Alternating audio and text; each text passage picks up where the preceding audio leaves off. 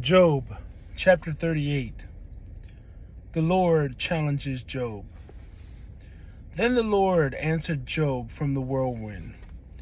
Who is that questions my wisdom with such ignorant words? Brace yourself like a man, because I have some questions for you, and you must answer them. Where were you when I laid the foundations of the earth? Tell me, if you know so much. Who determined its dimensions and stretched out the surveying line? Who supports its foundations and who laid its cornerstone? As the morning stars sang together, all the angels shouted for joy. Who kept the seas inside its boundaries as it burst from the womb, and as I clothed it with clouds and wrapped it in thick darkness? For I locked it behind barred gates, limiting its shores. I said, this far and no further will you come. Here your proud waves must stop. Have you ever commanded the morning to appear and caused the dawn to rise in the east? Have you made daylight spread to the ends of the earth to bring an end to the night's wickedness? As the night approaches, the earth takes shape like clay pressed beneath a seal. It's robed in brilliant colors. The light disturbs the wicked and stops the arm that is raised in violence. Have you explored the springs from which the seas come? Have you explored their depths? Do you know where the gates of death are located? Have you seen the gates of utter gloom? Do you realize the extent of the earth? Tell me about it, if you know. Where does light come from, and where does darkness go? Can you take each one to its home? Do you know how to get there? But of course, you know all this, for you were born before it was all created, and you are so very experienced. Have you visited the storehouse of the snow, or seen the storehouses of hail? I have reserved them as weapons for the time of trouble, for the day of battle and war. Where is the path to the source of light? Where is the home of the east wind? Who created a channel for the torrent of rain? Who laid out the path for the lightning? Who makes the rain fall on barren land, in a desert where no one lives? Who sends rain to satisfy the parched ground and makes the tender grass spring up? Does the rain have a father? Who gives birth to the dew? Who is the mother of the ice? Who gives birth to frost from the heavens? For the water turns to ice as hard as rock, and the surface of the water freezes. Can you direct the movement of the stars, binding the clusters of Pleiades or loosening the cords of Orion? Can you direct the constellation through the seasons, or guide the bear with her cubs across the heavens? Do you know the laws of the universe? Can you use them to regulate the earth? Can you shout to the clouds and make it rain? Can you make lightning appear and cause it to strike as you direct? Who gives intuition to the heart and instinct to the mind? Who is wise enough to count all the clouds? Who can tilt the water jars of heaven when the parched ground is dry and the soil has hardened into clods? Can you stalk prey for a lioness and satisfy young lions' appetite as they lie in their dens or crouch in the thicket? Who provides food for the ravens when their young cry out to God and wander about in hunger? Chapter 39. The Lord continues challenging. Do you know when the wild goats give birth? While you have you watched as the deer are born in the wild? Do you know how many months they carry their young? Are you aware of the time of their delivery? They crouch down to give birth to their young and deliver their offspring. Their young grow up in open fields, then leave home and never return. Who gives the wild donkey its freedom? Who untied its ropes? I have placed it in the wilderness. Its home is the wasteland. It hates the noise of the city and has no driver to shout at it. The mountains are its pasture land, where it searches for every blade of grass. Will the ox consent to being tamed? Will it spend the night in your stall? Can you hitch a wild ox on a plow? Will it plow a field for you? Given its strength, can you trust it? Can you leave and trust the ox to do your work? Can you rely on it to bring home your grain and deliver it to your threshing floor? The ostrich flaps her wings grandly, but they are no match for the feathers of the stork. She lays her eggs on top of the earth, letting them be warmed in the dust. She doesn't worry that a foot might crush them or a wild animal might destroy them. She is harsh towards her young, as if they were not her own. She doesn't care if they die, for God has deprived her of wisdom. He has given her no understanding. But whenever she jumps up to run, she passes the swiftest horse with its rider.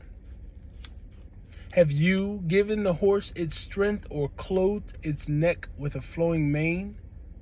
Did you give it the ability to leap like a locust? Its majestic snorting is terrifying. It paws the earth and rejoices in its strength when it charges out to battle. It laughs at fear and is unafraid. It does not run from the sword. The arrows rattle against it, and the spear and javelin flash. It paws the ground fiercely and rushes into battle when the ram's horn blows. It snorts at the sound of the horn. It senses the battle in the distance. It quivers at the captain's command and the noise of battle. Is it your wisdom that makes the hawk soar and spread its wings towards the south? Is it at your command that the eagle rises to the heights to make its nest? It lives on the cliffs, making its home on a distant rocky crag.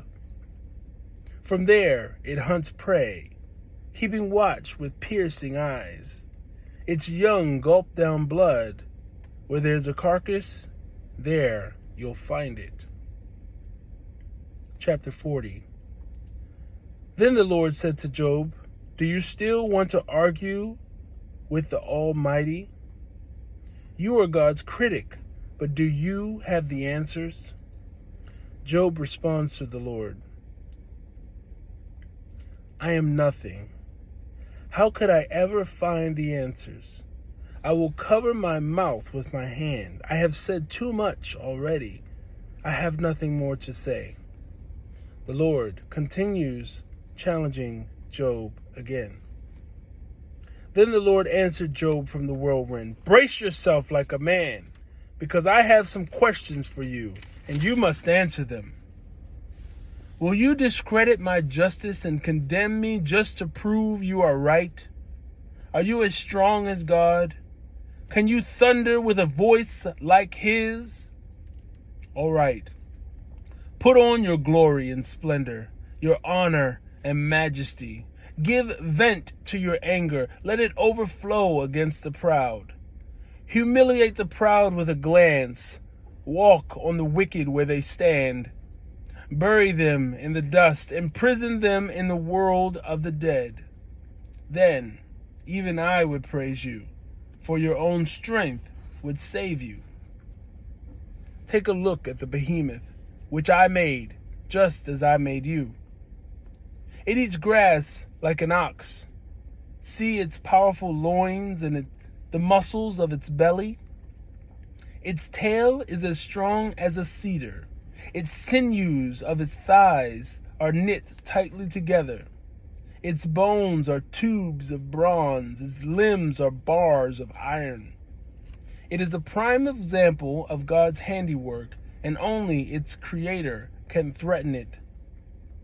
The mountains offer it their best food, where all the wild animals play. It lies under the lotus plants, hidden by the reeds of the marsh.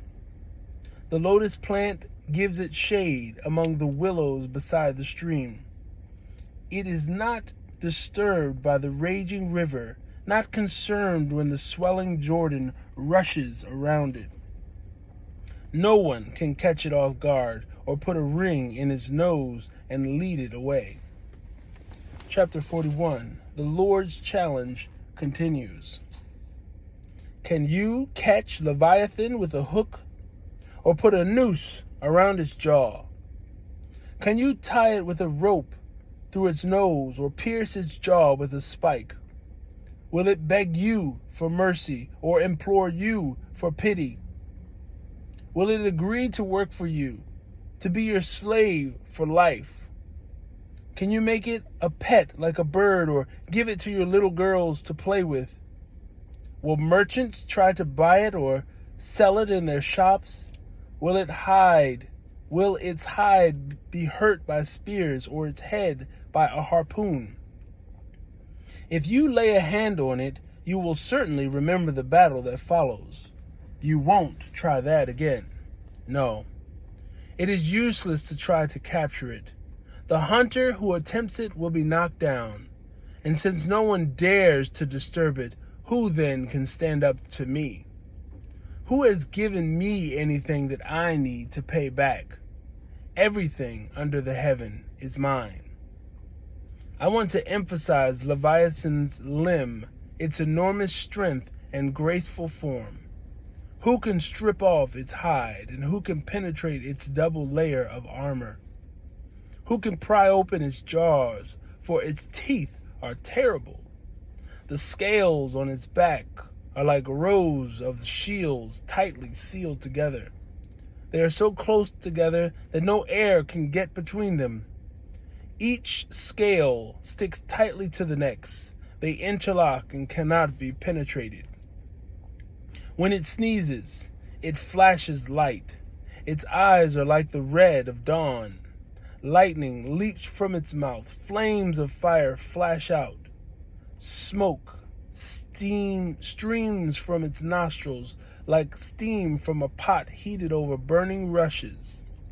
Its breath would kindle coals, for flames shoot from its mouth. The tremendous strength in Leviathan's neck strikes terror wherever it goes. Its flesh is hard and firm and cannot be penetrated. Its heart is hard as a rock, hard as a millstone. When it rises, the mighty are afraid, gripped by terror. No sword can stop it, no spear, no dart, no javelin. Iron is nothing but straw to that creature, and bronze is like rotting wood. Arrows cannot make it flee. Stones shot from a sling are like bits of grass. Clubs are like blades of grass, and it laughs at the swish of the javelin. Its belly is covered with scales as sharp as glass. It plows up the ground as it drags through the mud. Leviathan makes the water boil with its commotion. It stirs the depths like a pot of ointment. The water glistens in its wake, making the sea look white. Nothing on earth is equal. No other creature so fearless of all the creatures. It is the proudest. It is the king of beasts. Job responds to the Lord.